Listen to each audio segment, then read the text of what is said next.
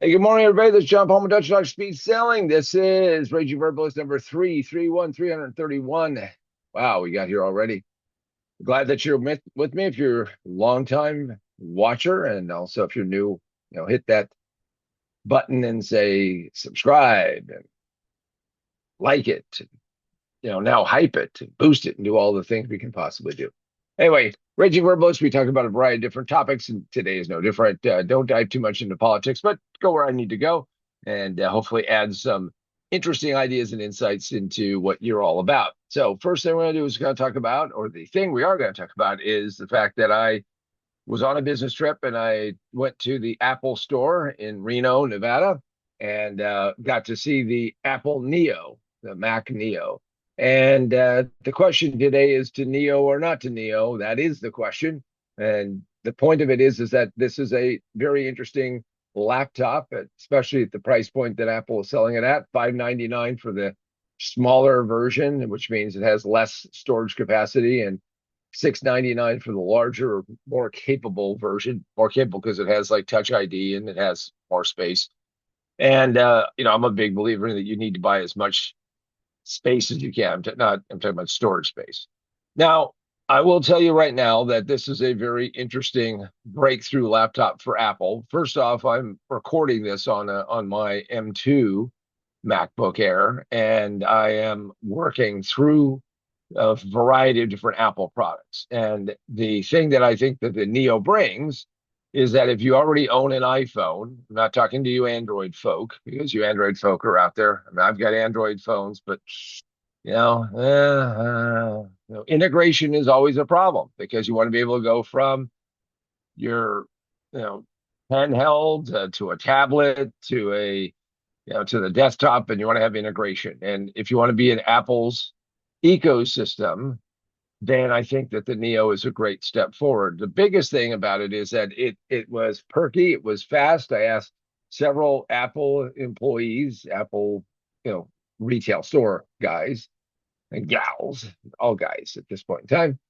And I said, look, tell me about the software compatibility question. If I go and buy a Neo, can I run all of my Mac apps? Are there restrictions? Because if you don't know it, the Neo runs on an iPhone chipset, and they did that because it's less expensive. They probably have a bunch of those laying around. There's lots of other videos you can go watch to talk about more of the technical side. But I'm going to talk about, did it feel like it was robust and fast enough and it could do what you needed to do?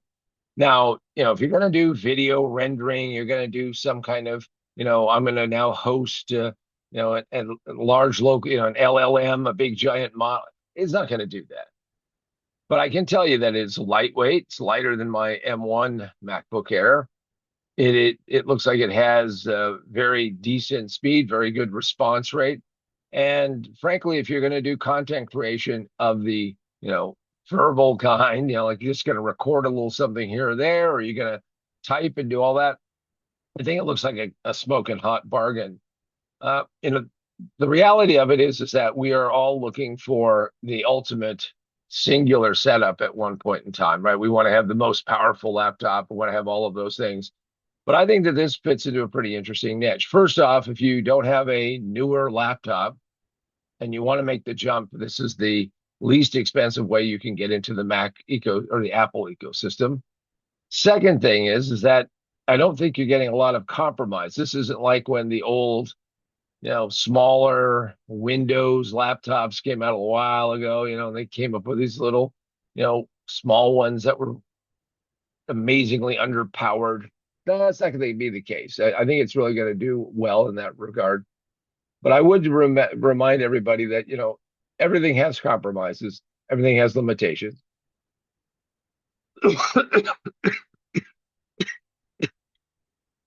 Everything has limitations, and you just have to make sure that you can live with what you're getting.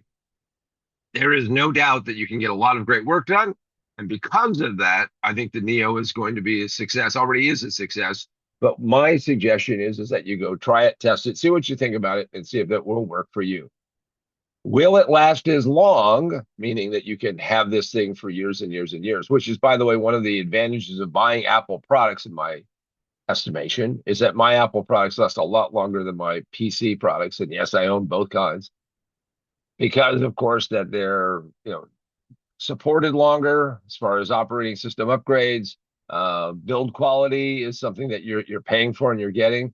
And I have to tell you, holding that aluminum cased Apple Neo, lots of cool colors.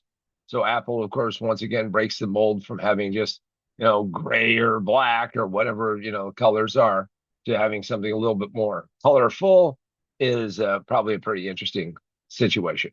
So it looks like it's a real deal. Now, it doesn't have a backlit keyboard. And the Apple guys told me, hey, it doesn't have a backlit keyboard. Now, I don't type in the dark myself. I don't have that kind of weird, deal. So, if you don't need that, or if you need it, then you can just go buy a Neo and then buy a little head lantern, like they show for people when they go camping and stuff. But other than that, I think it looks like it's a pretty robust system. Yes, the memory is limited, everything is limited, but they're building it to a price point, and that's what it's all about. So if you want to go get into the Apple world, you want to get a laptop that's going to work, this is probably a very good way to go. I'm looking at it for associates, people that I'm working with that need to have an upgrade. And also, I can tell you, compatibility of being able to move things back and forth. Apple continues to move that along, and it seems to get better with each successive generation of operating systems, from the iPhone, the iPad, and now the Mac. So if all of that fits in there, the question is to Neo or not to Neo. The answer would be to Neo. If you're stuck in the other part of the world, you're not going to look at it anyway. So for all of those who have been waiting and hoping and getting something, because a few $100 is a few $100, let's face it, at $5.99, I know it's $4.99 if you're a student. And I'm a little beyond being able to convince them I'm a student. Um, or $6.99 for the upgrade.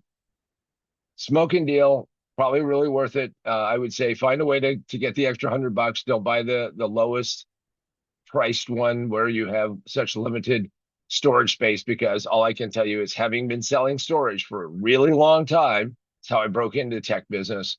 You're going to use every single drop of it and more so. And you might really regret having too little of storage.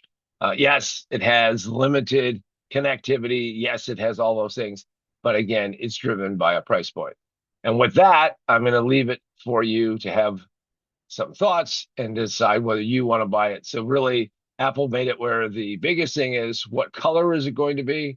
And then, how much space are you going to buy? So pick your favorite color, get the larger storage space, understand that you're not going to have the smoking hot, fast connections, but what you're going to have is a very capable machine that you can pull out, at a Starbucks, or you can take it with you when you travel, and you can get it out there. And it's seemed to work very well, very responsive, and it looked like it would do what you need to do if you understand your use case.